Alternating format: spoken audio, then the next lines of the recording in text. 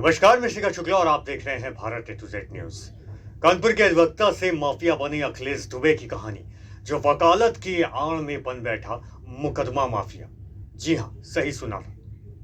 वकील न्याय दिलाते हैं, पर यहां तो वकील साहब सीने पर रिवॉल्वर रखकर कहते हैं, पैसा दो वरना जेल भी तुम्हारी और जन्नत का टिकट भी तुम्हारा। कानून की किताब हाथ में होनी चाहिए, लेकिन इनके हाथ में है बंदूक और जुबान पर है धमकी। वहीं आपको बता दें, लखनऊ के प्रशिक्षण निदेशालय पर तैनात सिपाही राजा पांडे के खेत, मकान, कुएं और मंदिर पर अधिवक्ता अखिलेश दुबे ने कब्जा कर लिया। उन्होंने अखिलेश दुबे, निखिलेश दुबे, शालिनी दुबे के खिलाफ आरोप लगाकर पुलिस कमिश्नर अखिल कुमार से शिकायत की है। पुलिस अधिकारी ने एसआईटी को जांच सौंप दी है। देखिए ये पूरा मामला।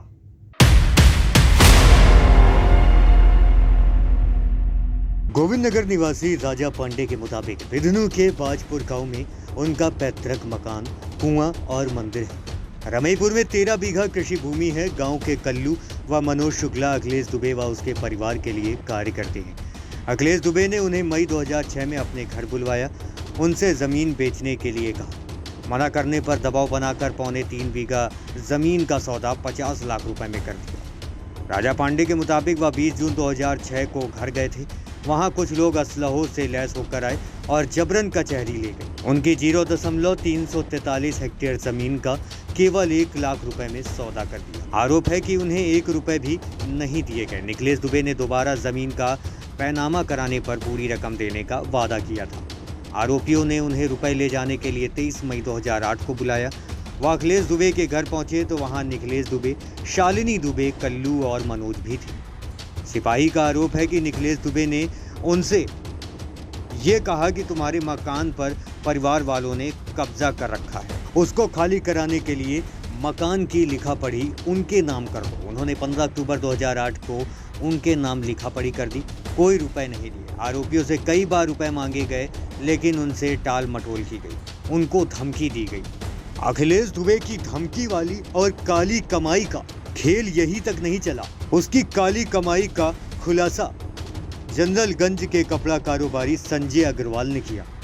उनका आरोप है कि अधिवक्ता अखिलेश दुबे ने सीधे सीधे उनके सीने पर रिवॉल्वर तानकर कहा, जो मैं कह रहा हूं उतना कर दो वरना 2 ही रास्ते हैं, या तो जेल जाओगे या ऊपर।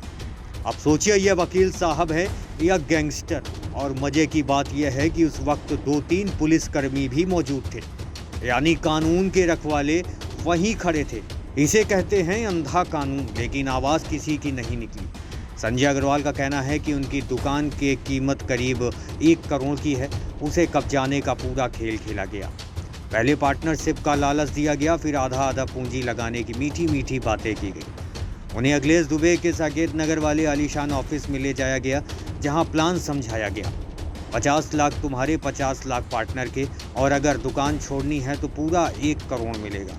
सुनने में डील बढ़िया लगी। व्यापारी को सिर्फ 8 लाख का चेक थमा दिया गया, बाकी रकम के नाम पर टाल मटोल। जब उन्होंने पैसे मांगे तो वही पुराना अंदाज, सीने पर रिवॉल्वर और धमकी, और मजबूरी में व्यापारी ने दुकान के सब कागजों को उनके नाम कर दिए।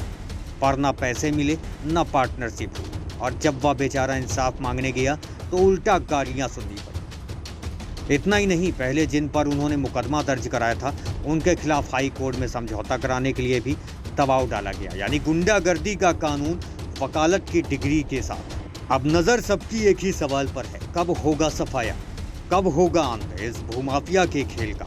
आप बने रहिए Bharat A to Z news के साथ।